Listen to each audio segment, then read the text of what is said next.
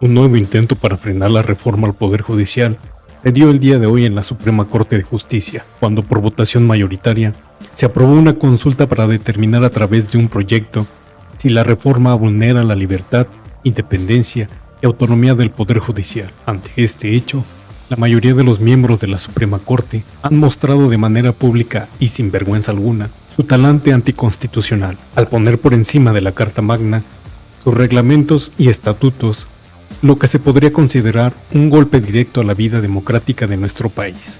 El proyecto que someto a su amable consideración pretende dilucidar el trámite que debe darse a la petición presentada por diversas personas impartidoras de justicia federal en la que solicitan a este Tribunal Pleno someter a control constitucional la reciente reforma al texto de la Ley Fundamental en materia del Poder Judicial. Al respecto, la consulta sostiene que la fracción 22 del artículo 11 de la Ley Orgánica del Poder Judicial de la Federación, empleada por los promoventes como fundamento de su solicitud, no es la vía idónea para procesar su reclamo, particularmente porque lo que pretenden va más allá de un conflicto derivado del cumplimiento de obligaciones contractuales. Sin embargo, el proyecto también apunta a que, atendiendo a la relevancia de la petición, así como a la autolimitación y prudencia con que está llamado a actuar este alto tribunal, en un caso que eventualmente podría significar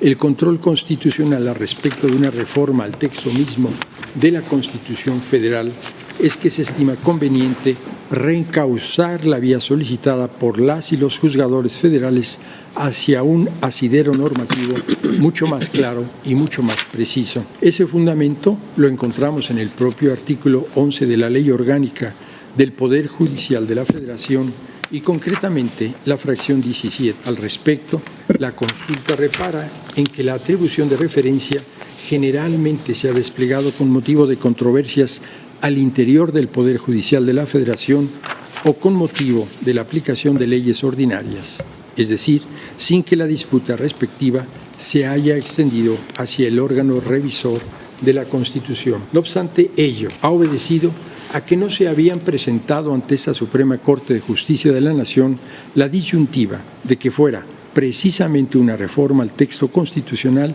la que, a criterio de las magistradas y los magistrados, de los jueces y juezas promoventes, propiciara un posible atentado contra la independencia judicial u otros principios tutelados por la ley fundamental respecto de la impartición de justicia. En ese sentido, la amplitud del mandato contenido en el primer párrafo del artículo 11 de la Ley Orgánica del Poder Judicial de la Federación relativo a que este Tribunal Pleno vele por la autonomía y por la independencia de los órganos e integrantes de la Judicatura Federal, aunado a la facultad expresa de la fracción 17 de este mismo precepto relativa a conocer y dirimir cualquier controversia suscitada en el Poder Judicial de la Federación, es lo que lleva a considerar que la petición de los promoventes sí puede ser admitida y procesada de conformidad con esa atribución. Importa destacar que la presente consulta no prejuzga ni pretende juzgar de ninguna forma sobre el alcance que pudiera llegar a tener la sentencia que se dicte en el expediente principal de la controversia, es decir, sobre lo fundado o no de los argumentos y de los reclamos expuestos por los promoventes de la solicitud original, ni tampoco sobre el alcance de las atribuciones que esta Suprema Corte de Justicia de la Nación pudiera llegar a tener al momento de someter a control constitucional la reforma aludida, pues lo cierto es que ello, en todo caso, atañe al fondo del asunto. Por tanto, el proyecto concluye que el trámite a seguir debe ser que la señora ministra presidenta dicte un acuerdo en el cual reencauce la petición de los promoventes y que la misma sea turnada al ministro o a la ministra que en derecho corresponda a efecto de que se elabore el proyecto en el cual se examinen los méritos de la solicitud respectiva. En el artículo 11 de la Ley Orgánica del Poder Judicial de la Federación se señala que el Pleno de la Suprema Corte velará en todo momento por la autonomía de los órganos del Poder Judicial y por la independencia de sus integrantes. Y luego el artículo señala una serie de atribuciones. los promoventes plantean la prevista en la fracción 22 sobre conocer la interpretación y resolución de conflictos que deriven de cumplimiento de obligaciones entre entidades públicas y la Suprema Corte o el Consejo de la Judicatura. Pero bueno, digamos que se reencausa la vía porque se le daría trámite al análisis conforme a la fracción 17 y no conforme a la fracción 22. ¿Y con qué fundamento? Con el proemio del propio artículo 11. Que la Corte debe velar, como lo dice el proyecto, que la Corte debe velar por la autonomía de los órganos del Poder Judicial, y esa es la litis aquí. La fracción pertinente, según la causa de pedir, es la 22 para el proyectista, con la que yo estoy de acuerdo. Yo, si bien considero que es procesalmente posible la vía intentada por los jueces y magistrados que promovieron la solicitud de ejercicio de la controversia del artículo 11, fracción 22ª de la Ley Orgánica del Poder Judicial de la Federación, coincido con el proyecto en que la fracción 17ª de dicho artículo 11 es la más adecuada para dar un cauce a la solicitud planteada. En el proyecto se advierte que los solicitantes pretenden accionar la controversia prevista en el artículo 11, fracción 22ª de la Ley Orgánica del Poder Judicial de la Federación, que ha sido ejercida en algunas ocasiones a lo largo de los 30 años anteriores como un mecanismo para proteger la autonomía del Poder Judicial de la Federación y la independencia de sus miembros. No obstante, en la propuesta se sostiene que esa no es la vía adecuada para sustanciar y resolver este procedimiento, pues en la fracción 22ª invocada se plantea un mecanismo para conocer sobre interpretación y resolución de conflictos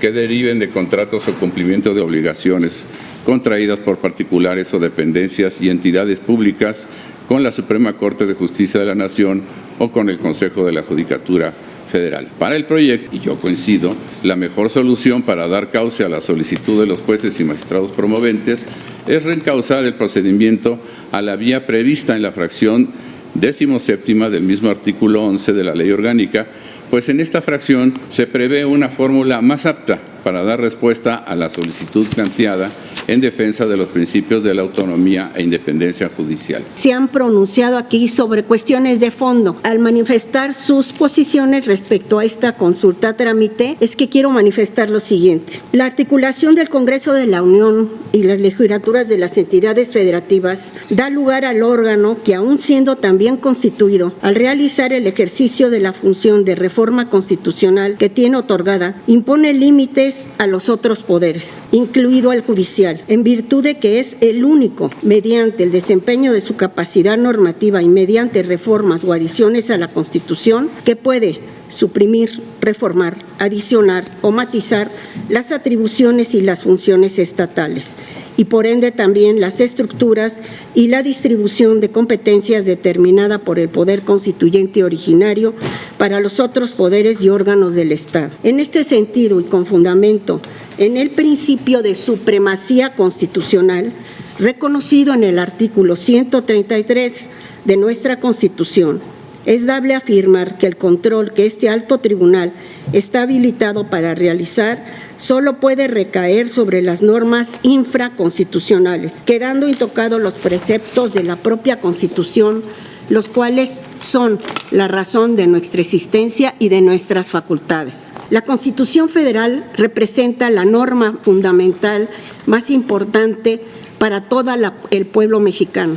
Con ella, los poderes públicos saben a qué atenerse, cuáles son sus derechos y sus obligaciones, así como las atribuciones y los deberes de las autoridades. El principio de legalidad es una garantía de la protección de los derechos de las personas, indispensable para evitar arbitrariedades por parte del Estado. Por ello, nosotras como ministras y ministros estamos comprometidos y obligados a conducir nuestro trabajo dentro de los cauces ordenados por la norma fundamental, y así tomamos protesta de nuestro cargo. Obligamos a cumplir y a obedecer la Constitución Federal. Como todos sabemos, por mandato constitucional, el pasado 23 de septiembre ya inició el proceso electoral extraordinario 2024-2025, para la elección de un gran número de juzgadores federales, por lo que estamos en plena etapa de preparación de un procedimiento complejo que me parece ya no podemos detenernos a revisar por las implicaciones que tendría para la sociedad dejar en la incertidumbre si habrá o no comicios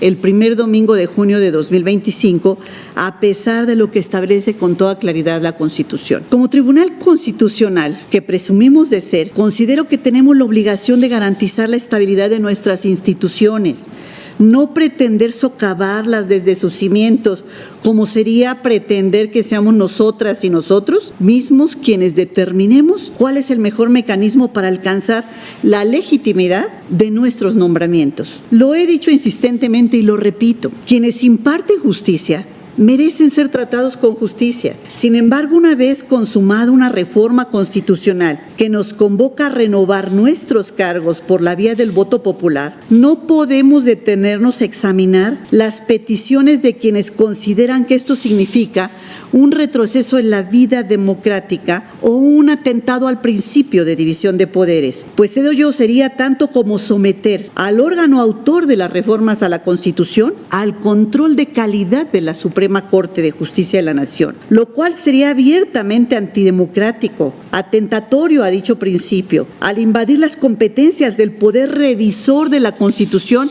que es precisamente quien nos otorgó la legitimidad a nuestros actuales cargos como depositarios de la soberanía popular. Es evidente que todo cambio supone resistencias y produce en nosotros un natural deseo de preservar el estado de las cosas en nuestra zona de confort. Pero debemos tomar en cuenta que la dinámica social nos ha impuesto, nos guste o no, nuevos retos a los que debemos atender sin demora, porque nosotros somos quienes servimos a la sociedad y no a la inversa. La Constitución nos entregó la delicada función de hacerla cumplir y es la que nos brinda la legitimidad para juzgar, pero nunca nos confirió la facultad para enjuiciarla a ella misma, y mucho menos a la forma en que se procesan sus adiciones o reformas, porque eso agregaría una etapa más al procedimiento legislativo previsto en el artículo 135, el cual para mí concluye en forma definitiva e inatacable con la promulgación correspondiente. Este Tribunal Pleno,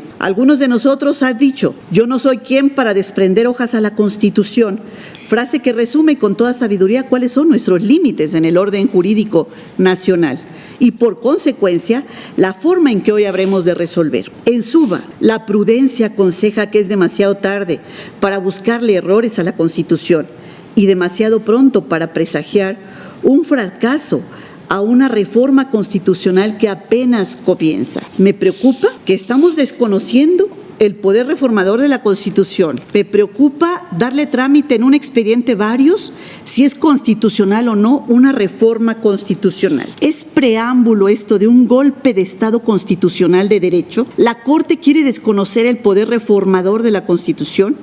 ¿Quiere crear una crisis constitucional inaceptable, mandando el mensaje de que esta Corte puede echar abajo una reforma constitucional en un procedimiento administrativo previsto en la Ley Orgánica al Poder Judicial de la Federación? La alta responsabilidad que confiere la Constitución Política de los Estados Unidos Mexicanos a la Suprema Corte de Justicia de la Nación para ejercer de manera exclusiva el control jurisdiccional de la constitucionalidad de actos y normas generales está vinculada al ejercicio estricto de las atribuciones que la propia Constitución Política de los Estados Unidos Mexicanos le asigna, de manera que si la Suprema Corte se arrogara atribuciones que no tiene, violaría el principio de supremacía constitucional, así como la división de poderes y el Estado constitucional de derecho. La Suprema Corte estaría dando un auténtico, y lo digo con todas sus letras, golpe de Estado,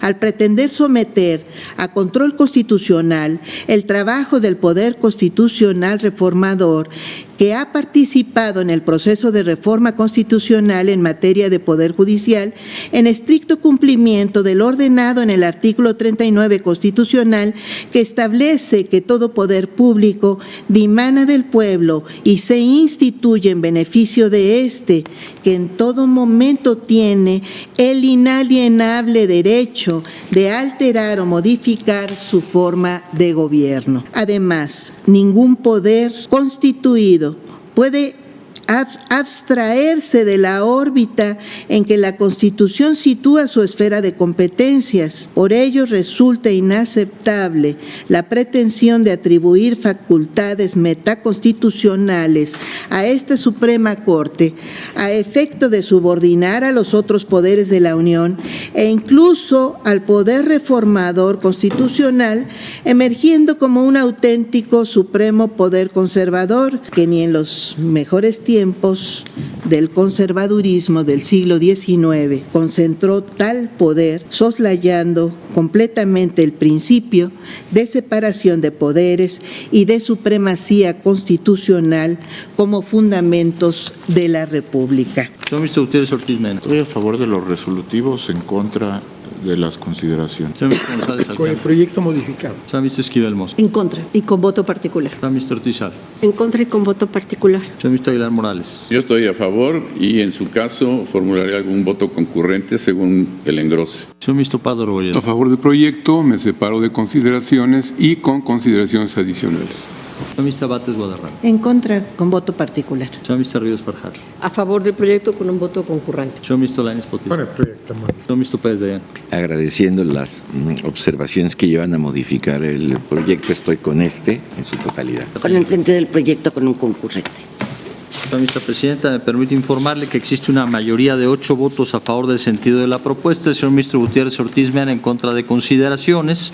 El señor ministro Aguilar Morales reserva su derecho a formular voto concurrente. El señor ministro Pardo Rebolledo en contra de algunas consideraciones y con adicionales.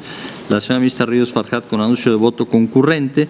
La señora ministra Presidenta Peña Hernández con anuncio de voto concurrente. Y con voto en contra de las señoras ministras Esquivel Moza, Ortiz Alb y Batres Guadarrama, quienes anuncian sendos votos particulares.